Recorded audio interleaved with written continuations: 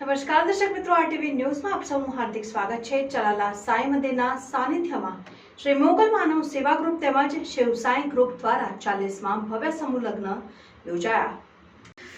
સાંઈ મંદિરની સતત નિસ્વાર્થ સેવા કાર્યોને તમામ મહેમાનોએ બિરદાવેલ 40મા સમૂહ લગ્નમાં સહયોગ આપનાર તમામ દાતાશ્રીઓનો અને આમંત્રિત મહેમાનોનો તથા શિવ સાંઈ મિત્ર મંડળનો દિલથી આભાર।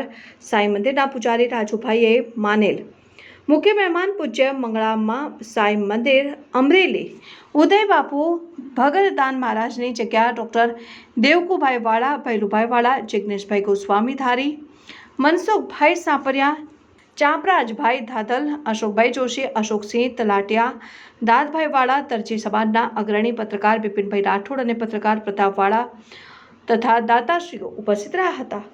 દાન મહારાજ સાંઈરામના આશીર્વાદથી ખૂબ જ સફળતાપૂર્વક સમૂહ લગ્ન પૂર્ણ થયેલ અને રાજુભાઈ જાની તથા તેમની ટીમની સેવાને બિરદાવેલ।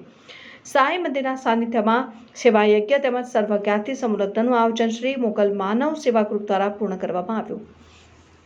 શ્રી દાન મહારાજની પાવન ભૂમિ ચલાલામાં સાંઈ મંદિરના સાનિધ્યમાં છેલ્લા 16 વર્ષથી અવિરતપણે વિવિધ સેવાકીય કાર્યો સફળતાપૂર્વક થઈ રહેલ છે અને કોઈપણ જાતના ખોટા ફંડ ફાળા ઉઘરાવ્યા વિના માત્ર વસ્તુદાન દાતાશ્રીઓ પાસેથી લઈને જરૂરિયાતમંદ ગરીબ પરિવારને મદદરૂપ બની રહેલ છે।